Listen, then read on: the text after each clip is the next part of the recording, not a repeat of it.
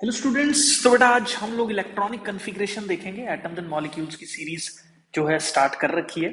तो electronic configuration basically क्या है कि हम लोगों ने अपने लास्ट लेक्चर में पढ़ा था कि एटम के जो है वो अंदर हमारे पास इलेक्ट्रॉन्स प्रेजेंट होते हैं। तो क्वेश्चन ये आता है कि जो इलेक्ट्रॉन्स हैं वो किस तरीके से अरेंज्ड है। क्या वो ऐसे ही पड़े हुए हैं या वो घूम रहे हैं या वो मूव कर रहे हैं। तो मूव कर रहे हैं तो किन डायरेक्शंस में जो है वो लोग मूव कर रहे हैं। ठीक है, तो ये सारी चीजें जो है हम लोग देखने वाले हैं। तो इलेक्ट्रॉनिक कन्फिग्रेशन बेसिकली हम लोगों के पास क्या बताता है कि इलेक्ट्रॉन्स जो हैं वो किसी भी एटम के अंदर किस तरीके से जो है वो हम लोगों के पास अरेंज्ड है। तो अगर मैं इसकी डेफिनेशन की बात करूं तो arrangement of the electrons in an atom outside the nucleus. तो आउटसाइड द न्यूक्लियस क्यों वर्ड यूज किया, क्योंकि न्यूक्लियस के अंदर हमारे पास प्रोटॉन्स और न्यूट्रॉन्स प्रेजेंट होते हैं, जबकि इलेक्ट्रॉन्स जो हैं वो बाहर जो है वो एटम के अराउंड जो है वो घूम रहे हैं। तो आगे देखो नेक्स्ट लाइन में क्या लिखा है, electrons revolve around the nucleus in different shells of different radius. ये मैं आपको अगले पेज पे जो है वो बना के बताता हूं। यहाँ पे देखो एक टर्म यहाँ पे यूज कर रखी है शेल्स। तो ये शेल्स क्या होता है देखो, ये मैं समझा रहा हूं आपको, ध्यान से समझना। मान लो ये आपके पास कोई न्यूक्लियस एन को जो है वो रिप्रेजेंट कर रहा है।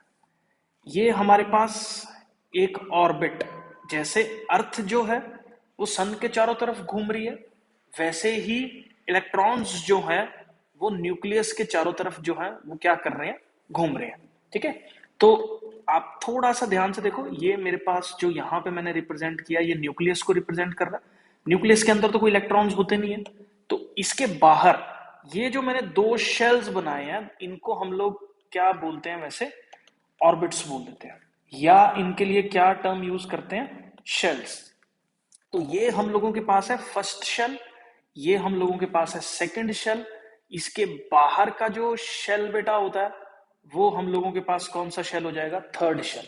ठीक है, तो जिन पाथ पे इलेक्ट्रॉन घूम रहा है उस पाथ को हम लोग वर्ड यूज करते हैं शेल या ऑर्बिट। तो न्यूक्लियस के जो नियरेस्ट वाला पाथ होता है उसको हम पाथ नंबर 1 बोलते हैं। न्यूक्लियस से थोड़ा दूर पाथ नंबर 2, न्यूक्लियस से थोड़ा दूर और दूर हो जाएगा तो पाथ नंबर 3। तो इसको ट्रेडिशनल और मेडिवियल एजेस के अंदर हम लोग के शेल बोलते थे, एल बोलते थे, एम बोलते थे, और इसके जो बाहर इवन एन इक्वल टू 4 वाला है तो उसको एन बोल देते थे। तो ये बेसिकली हमारे पास क्या है, ऑर्बिट्स हैं जिसके अराउंड इलेक्ट्रॉन्स जो है या जिसके अंदर इलेक्ट्रॉन्स जो है वो मूव कर रहे हैं। आप इसको कंपेयर कर सकते हो किसके साथ, हमारे सोलर सिस्टम के साथ कंपेयर कर सकते हो। सोलर सिस्टम के अंदर जो है वो हम लोगों के पास क्या हो रहा है, इसको समझ लो।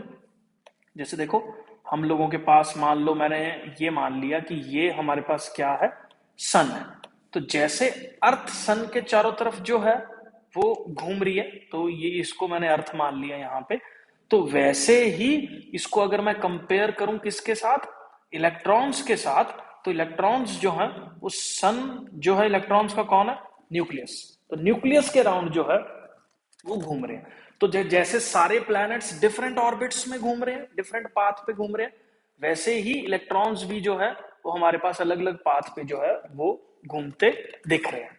ठीक है, तो फर्स्ट पाथ जो इलेक्ट्रॉन का होता है उसको के बोलते हैं, फिर उसके बाद एल आता है, फिर एम आता है, और उसके बाद जो पाथ है वो हमारे पास क्या होता है, एन होता है। नेक्स्ट स्लाइड पे मूव कर रहा हूं मैं। तो देखो शेल क्या है, path followed by the electron को जो है हम लोग शेल बोल देते हैं। अब इसके अंदर ना बेटा एक दो चीजें जानने वाली हैं। वो क्या पॉइंट्स हैं यहां पे ध्यान से देखना। आइडियली देखो क्या है, न्यूक्लियस के अंदर हमारे पास प्रोटॉन्स और प्रोटॉन्स प्रेजेंट है। ठीक है, मतलब बहुत सारे प्रोटॉन्स जो हैं वो न्यूक्लियस के अंदर प्रेजेंट है। तो जैसे फॉर एग्जांपल मान लो ये मैंने बड़ा सा जो है वो न्यूक्लियस यहाँ पे बना दिया।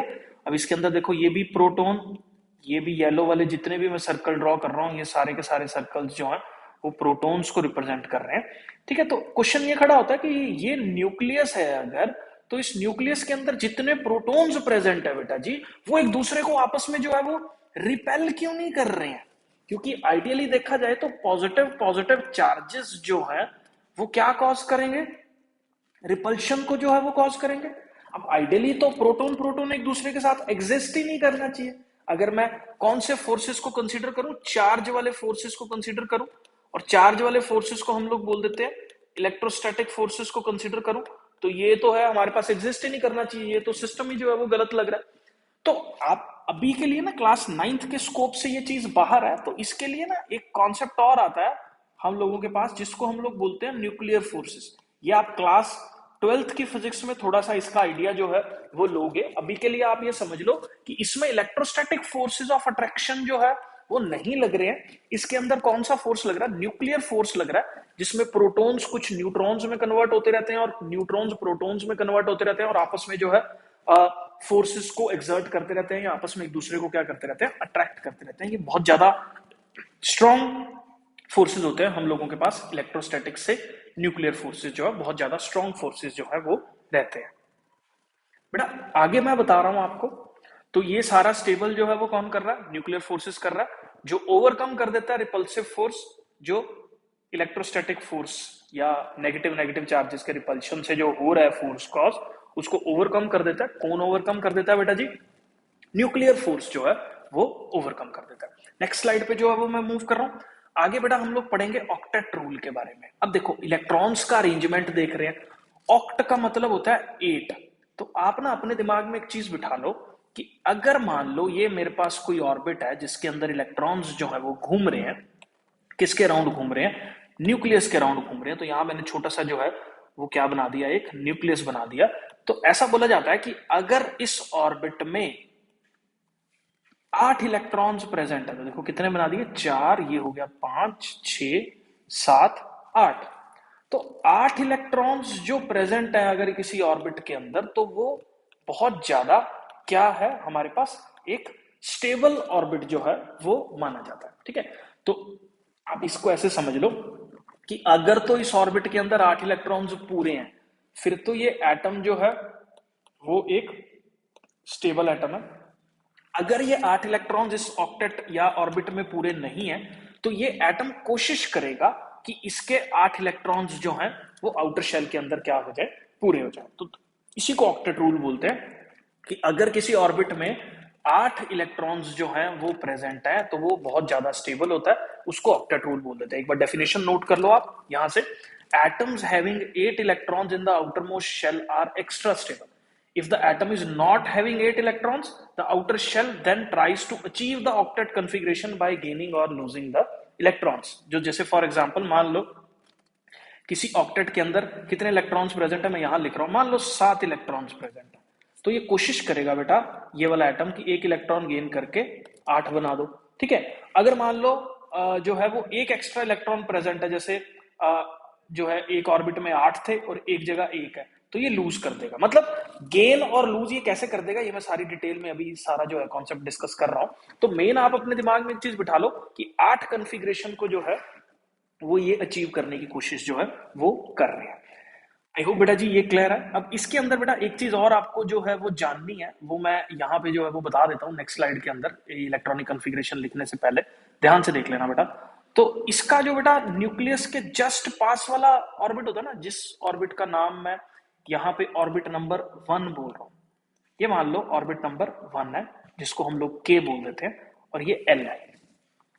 तो बेटा आप अपने दिमाग में बिठा लो, जो फर्स्ट ऑर्बिट होता है ना, आप ये देख रहे हो कि ये जो हमारे पास ये ब्लू वाला सर्कल है, it is much smaller than the ये वाला जो सर्कल है, बाहर वाला सर्कल जो है एल वाला जो सर्कल है। ठीक है, तो जिसकी वजह से क्या होता है बेटा, ये जो बाहर वाला शेल है या जो सॉरी अंदर वाला शेल है, ये छोटा होने की वजह से इस n इक्वल टू 1 पे, मतलब के शेल के अंदर टोटल कितने इलेक्ट्रॉन्स हमारे पास मैक्सिमम एकोमोडेट होते हैं, 2।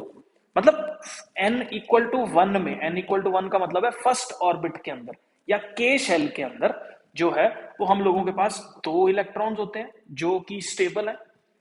एल के अंदर 8 इलेक्ट्रॉन्स होते हैं, एम के अंदर भी हमारे पास 8 इलेक्ट्रॉन स्टेबल कॉन्फ़िगरेशंस को अचीव करने में जो है वो क्या करते हैं, हेल्प करते हैं। ठीक है, तो आप अपने दिमाग में बिठा लो कि फर्स्ट शेल में मैक्सिमम इलेक्ट्रॉन्स 2 रहेंगे, ये काइंड ऑफ ऑक्टेट रूल का एक्सेप्शन है। ठीक है, कि फर्स्ट क्योंकि छोटा होने की वजह से 8 इलेक्ट्रॉन्स नहीं अकोमोडेट कर पाता क्योंकि स्पेस कम है, जबकि n इक्वल टू 2 मतलब एल शेल जो है, जो इसके बाहर वाला शेल है, ये 8 इलेक्ट्रॉन्स को अकोमोडेट इजीली जो है वो कर लेता है। तो बेटा नेक्स्ट जो है वो मैं आपको सारा अभी सिखाऊंगा कि कैसे एटम्स की इलेक्ट्रॉनिक कॉन्फ़िगरेशंस को जो है वो लिखा जाता है। ठीक है, तो धीरे धीरे करके आप सारे जो है वो नोट करते रहना। नेक्स्ट स्लाइड पे जो है वो मैं मूव कर रहा हूं। अब देखो एटॉमिक नंबर, ये जो है it is equal to the number of protons. अगर एक न्यूट्रल एटम है तो नंबर ऑफ प्रोटॉन्स जो है वो किसके बराबर होते हैं, हमारे पास नंबर ऑफ इलेक्ट्रॉन्स के जो है वो बराबर रहते हैं। अब इसका मतलब हाइड्रोजन एटम के अंदर कितने इलेक्ट्रॉन्स जो है वो हमारे पास प्रेजेंट होंगे, 1 इलेक्ट्रॉन जो है वो हाइड्रोजन एटम के अंदर प्रेजेंट है। अब 1 इलेक्ट्रॉन ऑब्वियसली इसको जब हम भरेंगे या इसको कॉन्फ़िगरेशन को अरेंज करेंगे तो फर्स्ट शेल में जो है वो प्रेजेंट होगा। मैं ना यहाँ पे छोटा लिख देता हूं के एल एम एन। तो हाइड्रोजन का एक इलेक्ट्रॉन सबसे पहला एक ही इलेक्ट्रॉन है तो के शेल में आ जाएगा। उसके बाद बेटा हीलियम, हीलियम की बात करूं तो हीलियम एटम के अंदर 2 इलेक्ट्रॉन्स हैं, तो 2 इलेक्ट्रॉन्स बेटा जी किधर जाएंगे, के शेल में आ जाएगा, क्योंकि 2 इलेक्ट्रॉन्स के में अकोमोडेट हो सकते हैं। के इज द फर्स्ट ऑर्बिट, तो K orbit can accommodate up to 2 electrons, तो फर्स्ट वाले में 2 इलेक्ट्रॉन्स जो है वो हमारे पास आ सकते हैं। तो ये चीज मैंने आपको एक्सप्लेन कर दी। अब लिथियम जो है, लिथियम के अंदर 3 इलेक्ट्रॉन्स है, तो 3 इलेक्ट्रॉन्स के केस में क्या होगा बेटा, पहले 2 इलेक्ट्रॉन्स तो इधर चले जाएंगे। अब जो फर्स्ट के वाला शेल है वो पूरा का पूरा भर गया, ठीक है, क्योंकि मैंने अभी आपको बताया कि फर्स्ट शेल के अंदर जो है बेटा जी वो 2 ही इलेक्ट्रॉन्स मैक्सिमम आ सकते हैं। तो पहले वाला शेल पूरा भर गया, जिसकी वजह से जो अगला इलेक्ट्रॉन है वो एल के अंदर एंटर करेगा। इसके बाद बेरिलियम के केस में देखो 2,2, क्योंकि जो चौथा इलेक्ट्रॉन है वो भी एल शेल के अंदर एंटर करेगा, क्योंकि एल शेल जो कि दूसरा शेल है इसके अंदर मैक्सिमम कितने इलेक्ट्रॉन्स आ सकते हैं, इस शेल में मैक्सिमम 8 इलेक्ट्रॉन्स जो है वो आ सकते हैं। तो 8 इलेक्ट्रॉन्स को अकोमोडेट करने तक जो है वो ये शेल पूरा भरता रहेगा। उसके बाद क्या होगा बेटा जी, देखो 2,3, 2,3, क्योंकि इसमें टोटल कितने इलेक्ट्रॉन्स हैं हम लोगों के पास, बोरोन के अंदर 5, पहले 2 इलेक्ट्रॉन्स के शेल में चले गए, फिर जो बाकी बचे हुए 3 इलेक्ट्रॉन्स हैं वो एल के अंदर जो है वो हमारे पास एंटर करके। नेक्स्ट मूव कर रहा हूं बेटा जी, आगे बात करेंगे कार्बन की। कार्बन का यहां पे लिख देते हैं के एल एम एंड एन। तो कार्बन की अगर मैं बात करूं बेटा, कार्बन का एटॉमिक नंबर है 6, तो 6 इलेक्ट्रॉन्स हैं, पहले 2 इलेक्ट्रॉन्स इधर जाएंगे के शेल में, उसके बाद जो बचे हुए 4 इलेक्ट्रॉन्स हैं वो यहां पे एंटर कर जाएंगे एल में। फिर उसके बाद बात करेंगे 2,5 नाइट्रोजन के केस में। नाइट्रोजन के केस में 2,5 क्यों है बेटा, क्योंकि 7 टोटल इलेक्ट्रॉन्स हैं, 7 में से 2 इलेक्ट्रॉन्स, क्योंकि 2 ही इलेक्ट्रॉन्स के में आ सकते हैं, बाकी बचे हुए 5 इलेक्ट्रॉन्स जो है वो एम शेल के अंदर जो है वो एंटर करेंगे। उसके बाद देखो 2,6, 2,7 एंड 2,8। तो ये आई होप आपको तीनों के तीनों जो है वो समझ आ गई। कैसे, ऑक्सीजन के अंदर 8 इलेक्ट्रॉन्स थे, पहले 2 इलेक्ट्रॉन्स के शेल के अंदर जाएंगे, फिर जो बचे हुए 6 इलेक्ट्रॉन्स है वो एल शेल के अंदर जो है वो एंटर करेंगे। फिर फ्लोरीन की अगर मैं बात करूं, पहले 2 इलेक्ट्रॉन्स के शेल के अंदर जाएंगे और जो बाकी बचे हुए 7 इलेक्ट्रॉन्स है, क्योंकि फ्लोरीन के अंदर टोटल 9 है, तो ये देखो ये भी 9, ये भी 9। तो आप ना एक चीज समझ लो, इन सारे इलेक्ट्रॉन्स का जो सम है ना बेटा वो इसके एटॉमिक नंबर के बराबर होगा। यहां पे भी देख लो, सारे दोनों इलेक्ट्रॉन्स का जो सम है वो इसके एटॉमिक नंबर के बराबर होगा। दोनों इलेक्ट्रॉन्स का जो सम है वो इसके एटॉमिक नंबर के बराबर होगा। दोनों इलेक्ट्रॉन्स का यहाँ पे जो सम है वो इसके एटॉमिक नंबर के बराबर होगा। ठीक है, तो आई होप ये आपको क्लियर हो गया।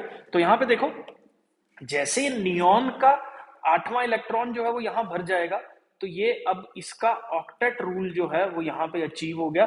तो ये क्या हो गया, यहाँ पे एक स्टेबल कॉन्फ़िगरेशन को अचीव कर गया। अब जो अगला इलेक्ट्रॉन है बेटा वो ऑब्वियसली फर्स्ट वाले के अंदर जो है वो एंटर नहीं करेगा, मतलब सॉरी एल वाले के अंदर जो है वो एंटर नहीं करेगा। मतलब जो है मैं अगले वाले स्लाइड में बता रहा हूं, जैसे ये के एल एम एन है, ठीक है, तो यहां पे इस चीज को समझो कि इसका 2,9 नहीं होगा। ये जो है ये एक रॉन्ग नोशन है, ये वाला जो है ये गलत है।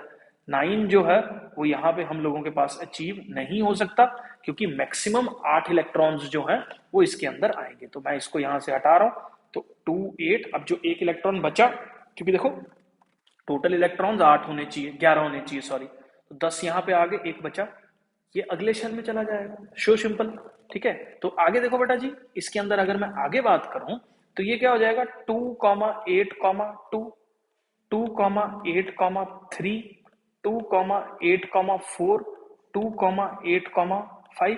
आई होप ये भी क्लियर है सारे के सारे।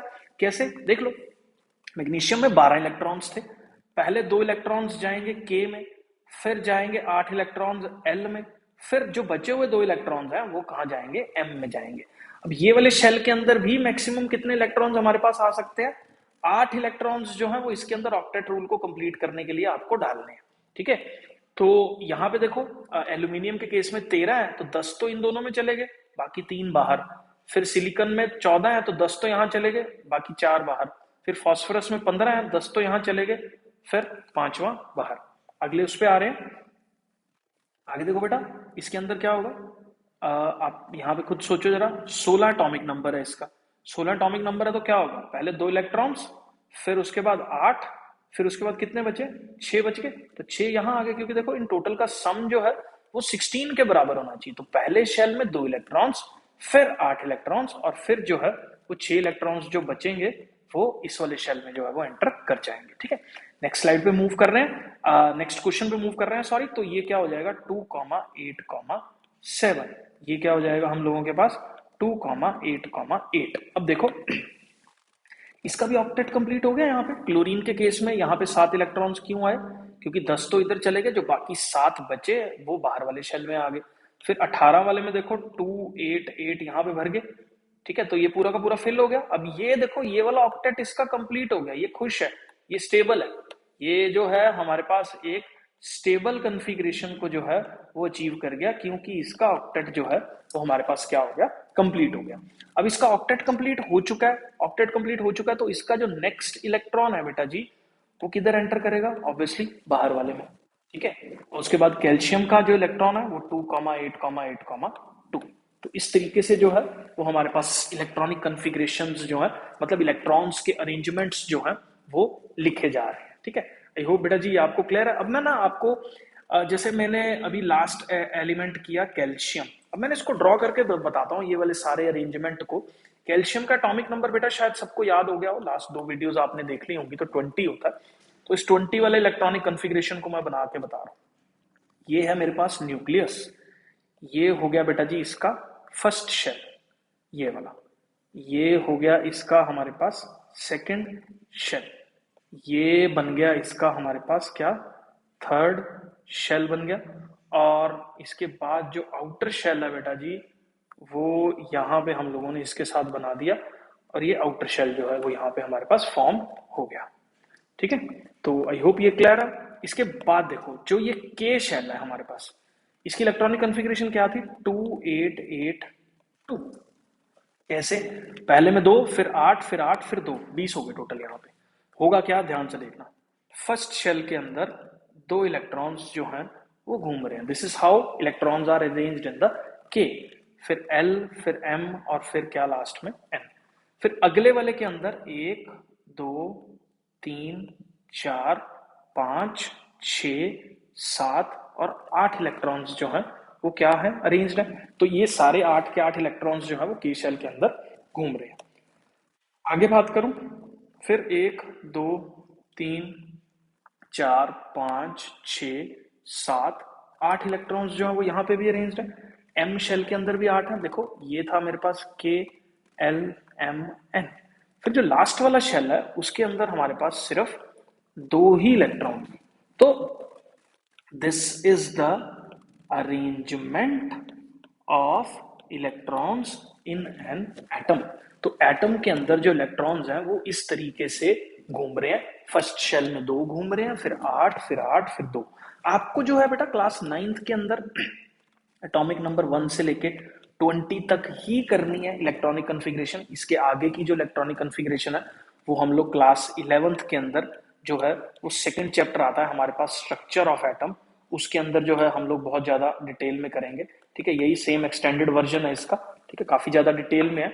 और ये जो इलेक्ट्रॉनिक कन्फिग्रेशन हम लोग अभी पढ़ रहे हैं, ठीक है, इससे काफी अलग इलेक्ट्रॉनिक कन्फिग्रेशन आपको सिखाई जाएगी 11th के अंदर। तो अभी बेसिक लेवल पे जो क्लास 9th के अंदर है, आप इतना जान लो कि इलेक्ट्रॉन्स जो है वो इस तरीके से हमारे पास अरेंज्ड है।